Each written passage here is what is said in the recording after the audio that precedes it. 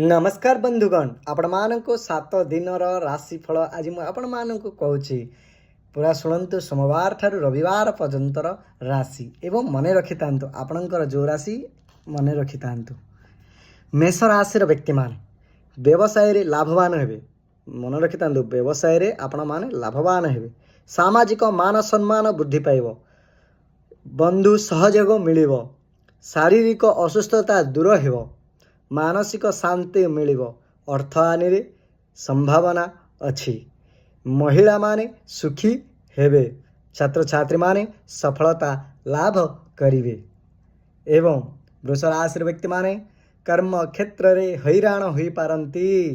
व्यवसाय रे वाद विवाद सृष्टि हेब। माली मोकदमा रे कौनसी बंधुक सहयोग रे सफलता पाई पारंती। अर्थ व्ययर संभावना अछि। मान सम्मान वृद्धि पाई पारे। महिला माने चिंतित रहिवे। मिथुन राशि व्यक्ति माने कर्म क्षेत्र रे उन्नति हेब। वरिष्ठ अधिकारी सहयोग मिलिब। वाद विवाद रे विजय लाभ करिवे। सामाजिक मान सम्मान वृद्धि पाइब। पारिवारिक शांति वृद्धि पाइब। विभिन्न कार्य रे सफलता लाभ करिवे। महिला माने आनंद रे समय अतिबाहित करिवे। छात्र छात्री माने सफलता लाभ करिवे। कर्कट राशि व्यक्ति माने व्यवसाय रे अधिक परिश्रम द्वारा लाभवान हेबे। चाकरी क्षेत्र रे कार्यभार वृद्धि पाइब। कर्मचारी माने विरोध करि पारंती। पारिवारिक सुख वृद्धि पाइब। महिला माने सुखी हेबे। छात्र छात्री माने परिश्रम द्वारा सफल हेबे। सिंह राशि व्यक्ति माने कर्म क्षेत्र रे अधिक परिश्रम करने को पड़िब। निजर योजना कार्यकारी हुई पारे। पारिवारिक अशांति वृद्धि पाई पारे। शारीरिक असुस्थता वृद्धि पाइब। विदेश यात्रा रे लाभवान हेबे। महिला माने धर्मपरायण हेबे। छात्र छात्री माने सफल हेबे। एवं कन्या राशि व्यक्ति माने व्यवसाय रे लाभवान हेबे। निजर साहस और उद्यम द्वारा वृद्धि हेब। नूतन द्रव्य क्रय करि पारंती। माली मोकदमा रे परिश्रम द्वारा सफलता मिलिब। महिला माने चिंतित रहिवे। छात्र छात्री माने प्रतियोगिता रे सफलता लाभ करिवे। कन्या राशि व्यक्ति माने व्यवसाय रे लाभवान हेबे एवं निजर साहस उद्यम द्वारा क्षमता वृद्धि पाइब। नूतन द्रव्य दय करि पारंती। माली मोकदमा रे परिश्रम द्वारा सफलता मिल पारे।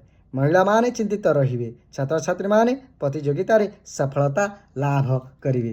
तुला राशि व्यक्ति माने कर्म क्षेत्र रे उन्नति हेब। आर्थिक स्थिति मजबूत रहिब।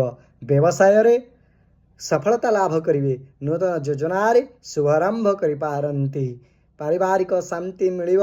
महिला माने बंधु सहयोग रे उन्नति करिवे। छात्र छात्री माने उच्च शिक्षा लाभ करिवे। वृष राशि व्यक्ति माने आयर नूतन पंथा मिलिब। व्यवसाय रे सामान्य लाभ हुई पारे। कर्म क्षेत्र रे पदोन्नतिर संभावना। इप्सित कार्य पूर्ण हेब। पारिवारिक चिंता वृद्धि पाइब। महिला माने नूतन द्रव्य लाभ करिवे। छात्र छात्री माने सफलता पाइबे। धनुराशि व्यक्ति माने कर्म क्षेत्र रे विरोधी माने दूरेई जिवे। नूतन योजना कार्यकारी करिबा पई अत्यधिक परिश्रम करने को पड़िब। व्यवसाय पई व्यस्त रहिवे। शारीरिक असुस्थता वृद्धि पाइब। महिला माने चिंतित रहिवे। छात्र छात्री माने परिश्रम द्वारा सफलता लाभ करिवे। मकर राशि व्यक्ति माने चाकरी क्षेत्र रे उच्च अधिकारी द्वारा हैराण होई पारंती। व्यवसाय रे असुविधा रे पड़ी पारंती। अधीनस्थ कर्मचारी माने हैरान करि पारंती। सामाजिक मान सम्मान हानि होई पारे एवं महिला माने चिंतित रहिवे। छात्र छात्री माने असफलता हेबे। कुंभ राशि व्यक्ति माने कर्म क्षेत्र रे निजर विनम्रता जोगु उच्च अधिकारी सहयोग मिलिब। व्यवसाय रे आय व्यय समान रहिब। नूतन योजना शुभारंभ करि पारंती। महिला माने आर्थिक अभाव पड़ी पारंती। छात्र छात्री माने सफलता लाभ करिवे।